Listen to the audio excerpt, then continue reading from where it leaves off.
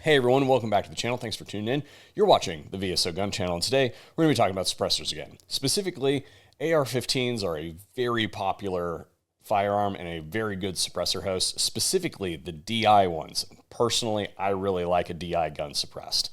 I think that you can get really good sound performance out of a DI 5.56 gun or a 300 blackout gun. However, it is not as easy as just unscrewing the muzzle device or threading a barrel or something like that and throwing a suppressor on the end of the gun. If you're doing that on an off-the-rack AR-15, you are likely doing damage to your operating system, and it could be irreparable damage depending on how bad it is. So today I'm going to walk you through some best practices on how to avoid that damage after we hear a quick word from today's sponsor.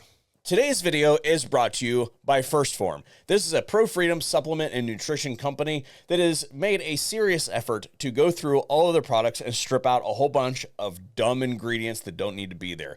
I typically gravitate towards their protein sources. The big ones that I use are their protein bars and their meat sticks. These are things that you can smash into a bag and eat on the go when you need to replenish your protein. I highly suggest that you check that out, as well as their caffeine sources, which is my drug of choice, I have to admit.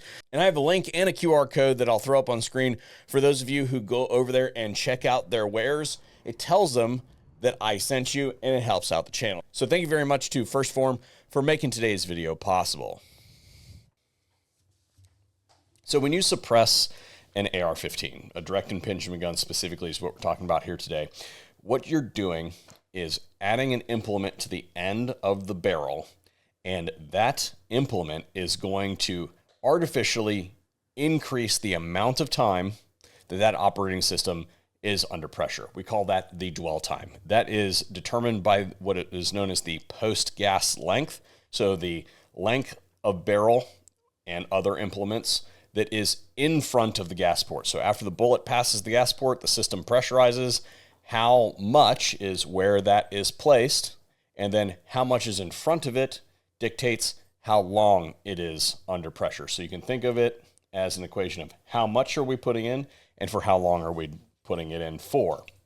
That is going to result in an impulse, and depending on the configuration of the system, we can mitigate that and do some other doodaddy stuff to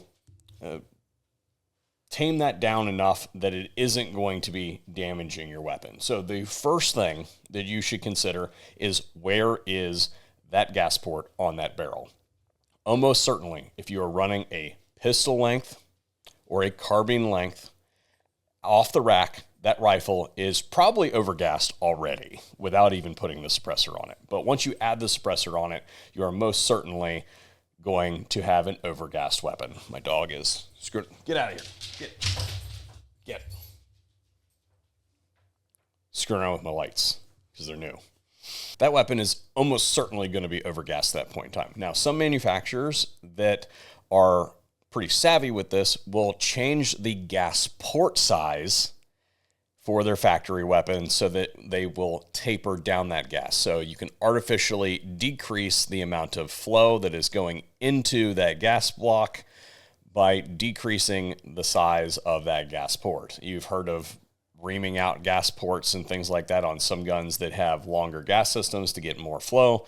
It really depends on how that thing is configured. But if it's an off-the-rack gun and it's just a, shall we say, mid-grade gun, it's probably going to be one of those standard gas port sizes, and that thing's going to be overgassed at a carbine or a pistol-length gas system. Once we move into the mid-length gas system, we start to run into issues running unsuppressed, depending on, again, that gas port size and how much barrel we got in front of it. Sometimes the manufacturer will ream out that gas port so it's got extra flow, but then when you go to put that suppressor on the end of the gun, well, now you're overgassed again, right? So what I advocate for are 2 points of control on every AR-15. I want you to think back to when you did microscopes in school. You had a coarse adjust knob, which was the big knob that you spun, and it did a lot of big adjustment. And then you had the fine adjust knob, which is a little tiny knob that you turned, and it moved very, very little. So the coarse adjust knob for your AR-15 is the buffer weight.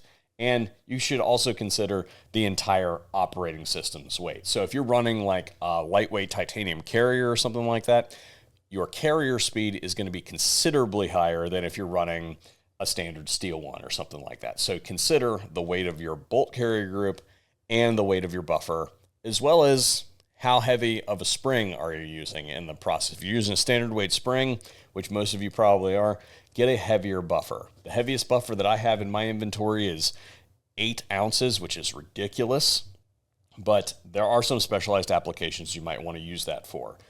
Anyway, look at the different buffer weights, look at what you got in your gun.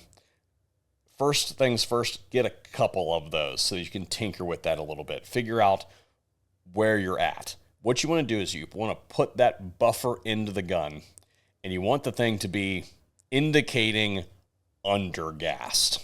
So operational, but undergassed. And then you want to go to the second point, which is your fine adjust, an adjustable gas block on that weapon system.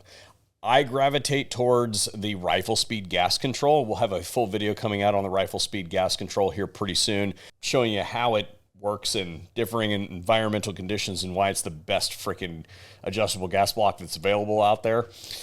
But there are many other manufacturers out there that make adjustable gas blocks. Some of them are more intricate, some of them are more simplistic. It really just depends on what you're willing to do and what you're willing to tinker with and what kind of insult you're willing to put up with when it comes to adjusting your gas system on your rifle. If it's one of those things that you're going to set and probably never change again, like you're going to rock set a can or weld a can to the end of it, then it doesn't need to be super intricate. If you're going to be swapping that thing around to a whole bunch of other guns, then yeah, you might want a more intricate gas system that's a little bit easier to adjust, like the rifle speed gas control. Anyway, then you want to adjust that gas block up until you get to a good gassing on that rifle. Again, for an AR-15 and 5.56, you're talking about a 3 o'clock ejection, maybe a 4 o'clock ejection, depending on what your preference is and what you're going to be using it for. If it's a range toy, a little bit undergassed isn't probably a big deal. I tend to run myself a little bit hotter just to make sure that it's going to work in most environmental conditions. But again, if you're running something like the gas control, then you can just instantaneously change it at any point in time. The can that you put on the end of it matters, as well as the barrel length and things like that, as well as the ammunition, the temperature outside, and all that sort of stuff. And I have some other videos that I will link you to so that you can use that to great effect to get an idea of where you should be and what you should be considering when it comes to suppressing that gun. I hope that you learned something here today. If you did, then sound off in the comment section down below. Thanks for tuning in. And hopefully we'll see another one here at the VSO Gun Channel. I know that this question is going to come up in the comments, so I'm going to go ahead and answer it while the credits roll. Adjustable gas carriers. You should consider those synonymous with the fine adjust. So you still need to do all the weight stuff, but you can adjust at the carrier instead of a gas block. Personally speaking, professionally speaking, I gravitate more towards an adjustable gas block, but there are some instances where that's just simply not an option. Like you got a fixed gas block up front or something like that, like a cross-pinned sight tower or something, then an adjustable gas carrier is a reasonable option. But again, I place preference on that adjustable gas block over the carrier.